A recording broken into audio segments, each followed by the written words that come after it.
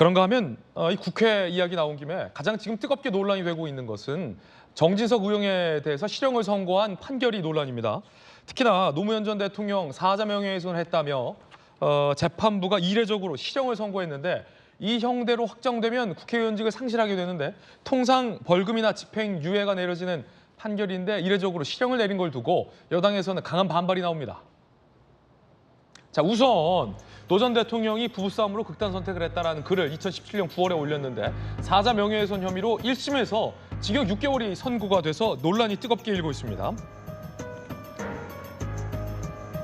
자, 유사 사건의 경우도 도마 위에 올랐는데 유시민 씨, 한동훈 법무부 장관 명예훼손, 노사모 통장을 들여다보고 있다라는 주장부터 여러 가지 이상한 주장을 유시민 씨가 많이 했는데 벌금 500만 원 나왔다. 차명진 전 의원, 세월호 유가족 명예훼손했다라는 것도 집행유예가 나왔는데 자, 이런 케이스들과 비교했을 때 이 판결이 �튄다라는 법조계 지적이 많습니다. 당장 국민의힘에서는 해당 판사를 비판하는 목소리가 나왔습니다. 판사 출신 전주혜 의원의 이야기 들어보시죠. 박 판사가 고등학교 3학년 때 쓴 것으로 보이는 글에는 노무현 대통령을 탄핵한 한나라당을 향해 노무현 대통령의 탄핵을 주장하고 싶으면 불법 자금으로 국회의원을 해먹은 대다수의 의원들이 먼저 의원직을 사퇴하는 것이 옳다 등 한나라당에 대한 적개심과 경멸로 가득 차 있습니다. 노사모라고 해도 과언이 아닙니다. 노무현 대통령의 지지자로서 또 국민의힘의 전신인 한나라당을 싫어하는 정치적 견해를 그대로 쏟아낸 공사를 구분하지 못한 판결입니다. 판사의 어떤 정치적인 성향, 정치적 이념의 편향성을 여당에서 문제 삼았습니다. 자, 그럼 그 논란 들어가기 전에 여야 두 분 의견 들어보기 전에 일단 이번 판결이 과연 일반적인 통상 수준의 판결 수준인지 아니면 많은 언론의 지적대로 툭 튀는 이례적인 판결인지에 대한 이야기부터 들어봐야 될 것 같은데 많은 재판을 참석했었던 검사 출신의 김광삼 변호사님. 네. 사건의 어떤 일반적인 거를 비교해 봤을 때 6개월 실형이 선고된 것이 나올 수 있는 판결입니까? 아니면 좀 이례적으로 툭 튀는 겁니까? 아니 이제 일반적 기준에서 얘기를 해야 하잖아요. 그건 굉장히 과도한 판결이에요. 그래요? 저는 이제 원래 제목만 처음에 봤어요. 제목만 딱 헤드라인만 딱 봤는데 6개월이라고 돼 있어서 그냥 개인적으로 볼 때 이 판사님이 굉장히 노무현 전 대통령을 존경하는 판사님이신가 보다. 이 정도로 생각을 했어요.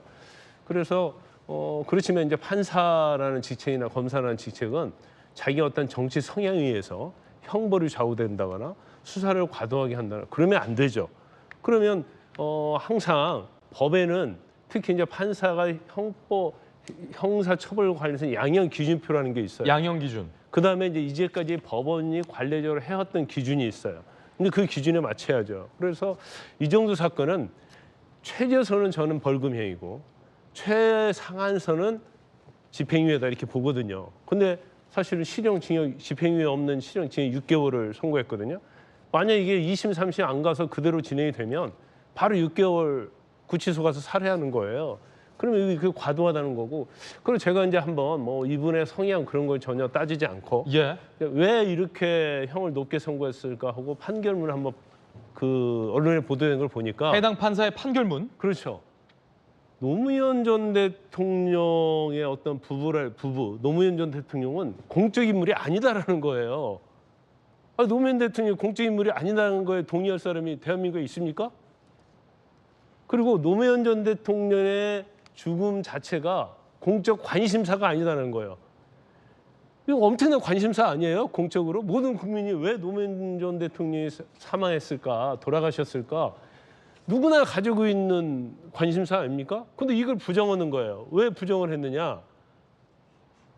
근데 이게 이제 모순된 판결의 이유가 공적인 것도 아니고 공적 관심사가 아니면 별게 아니라는 게 되잖아요. 그럼 별게 아닌데 왜 징역 6개월을 선고하냐는 거죠. 그래서 이것은 제가 볼 때는 개인의 정치 성향이랄지 이제 감정이 상당히 많이 들어갔고 그러다가 이제 형을 높게 선고하려고 하다 보니까 판결 이유에 있어서 어떤 모순성이 있는 거죠. 그래서 제가 특별한 사정이 없으면 아마 항소심에서는 판결이 파기될 거다 이렇게 봅니다. 여당에서는 해당 판사가 한나라당을 비난했던 글을 올렸고 노사모 수준이다라고 판사의 정치적 편향성을 문제 삼고 있습니다. 그것과 별개로 검사 출신의 김광삼 변호사가 보기에는 이 판결이 모순되는 판결이다라는 지적, 개인적 견해도 전해드리고 있는데요. 법원은 우려를 표명했습니다. 이번에 법원의 입장입니다. 정치 성향이 판결에 영향을 미쳤다는 주장 동의하기 어렵다. 사법권 훼손이다라고 법원은 우려를 표명했습니다. 그러면 김영주 의원께서 보시기엔 네. 어떻습니까?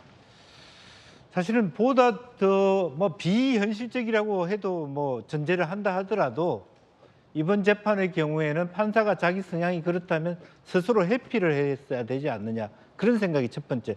나는 솔직히 노사모만큼 경도돼 있기 때문에 정치적 성향과 이것이 판결은 달라져야 되기 때문에 나는 이 재판을 맞지 않겠다.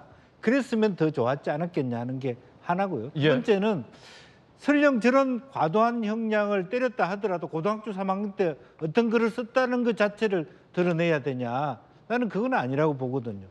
솔직히 지금 한동훈 장관만큼 민주당의 적개심을 나타내는 법무부 장관이 한 번도 못 봤습니다. 어떤 특정 정당에 대놓고 매일매일 적개심을 퍼붓는 법무부 장관 봤습니까? 그런 상황이에요. 그렇게 얘기하기 시작하면.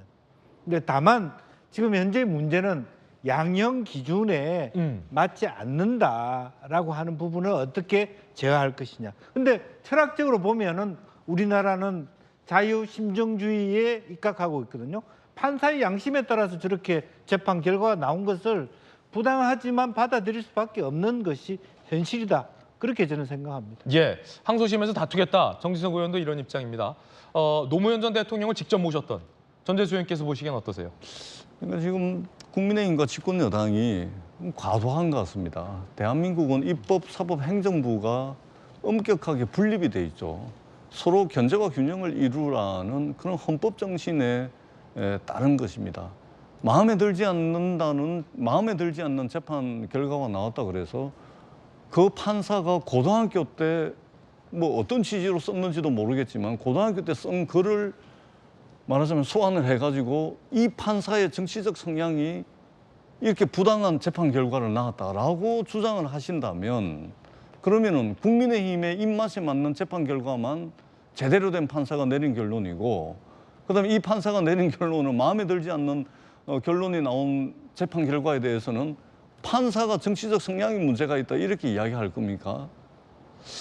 야, 이게 가능한 이게 비판인지 저는 이해를 할 수가 없습니다. 어떻게 대한민국에 상권 분립이 돼 있고 형사사법 체계에서 고등학교 때 쓴 글 가지고 끌어와 가지고 이 판사에게 문제가 있다라고 주장을 합니까? 저는 굉장히 위험한 발언을 그런 정치적 발언을 지금 집권 여당이 하고 있다라고 생각을 합니다. 이것은 사법부에 굉장한 압박이 될 것이고 압력이 될 것입니다. 판사는 그 정치적 성향과 상관없이 양심과 소신에 따라서 증거와 물증에 의해서 재판을 한다라고 하는 사회적 합의가 있지 않습니까? 근데 그렇지 않다고요. 저는 집권 여당이 너무 이게 자신들에게 불리한 재판 결과에 대해서 정치적 의미를 더 씌우고 있다라고밖에 볼 수가 없습니다. 앞으로 어떤 재판 결과를 그러면은 신뢰를 하겠습니까? 저는 좀 말조심을 해야 된다 이렇게 생각을 합니다. 예, 최영도 의원께서는 어떻게 보세요? 네, 제가 대법관 청문회에서 지금 이 문제를 지적을 했습니다. 이번 김명수 대법원의 가장 큰 문제는 재판 지연입니다. 그 민주당 집권청 그리고 민주당의 실력자들에게 불리한 재판은 계속 연기해서 아직 1심 판결은 고사하고 제대로 재판조차 열리지 않은 게 있습니다. 이게 법원에서 가장 최고로 저기는 지체된 정의는 정의가 아니라는 그 법원을 스스로 무시하고 있는 중요한 사안이고 또 하나는 양형 편차입니다. 이게 양형의 기준이 있고 아마 법원 내에서도 굉장히 곤혹스러웠을 겁니다. 지금 서울지법이 저런 판결을 내놓은 것은 그것도 좀 이례적인데 아니 똑같은 사안에 대해서 유시민 씨가 이렇게 이야기한 것에 대해서는 뭐 이보다 더한 조정을 했을 텐데도 500만 원. 그다음에 차명진 전 의원도 있습니다. 그 유족들이 받았을 사실 이 세월호 유족의 경우는 유가족이 명예훼손했던 것이고 또 우리 김광선 변호사님 말씀하셨지만 이건 공신이냐 아니냐는 사실 법리상으로 좀 받아들이기 힘든 건데 그러다 보니까 일반 그 많은 사람들이 도대체 어떻게 된 것이냐 법조인 대관을 찾아보니까 법조인 대관에 이 사람의 기록이 없어져 버렸죠.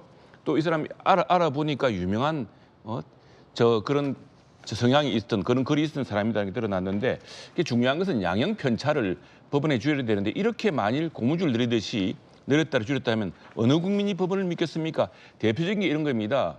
제가 대법관 청문회에서 했는데 윤미향 의원 이분 지금 참 역사의 피해자인 할머니들에 대해서 도와달라고 정부가 주고 또 사람들이 기부한 돈을 횡령한 거 아니겠습니까? 그래서 모든 그것도 재판이 지연됐어요. 지연돼가지고 간시 1심이 나왔는데 그 모든 것에 불구하고 초동 수사도 제대로 되지 않았고 재판도 지연되고 했는데도 횡령금이 수천만 원이 됐습니다. 나와서 그 유죄가 된 겁니다. 그런데 또 다른 그런데도 아무런 이 사람의 국회의원 자격이라든가 영향을 미치지 않습니다. 그런데 이 법원 판결 중에 보면은 그 당시에 그래서 우리 역사적 피해자인 할머니들의 가족들이 항변한 이 성명서에 보면 이런 내용이 있습니다. 이전에 대법원은 버스 기사 한 분이 그 버스 요금 받은 거 한 몇천 원을 커피 마시는 데 썼다고 해서 해고를 시켰습니다. 그것보다 10,000배가 넘는 돈을 횡령한 더구나 공적 인물을 아무런 법률적 책임을 묻지 않는다는 것, 이것이 사법의 정의가 아니지 않습니까?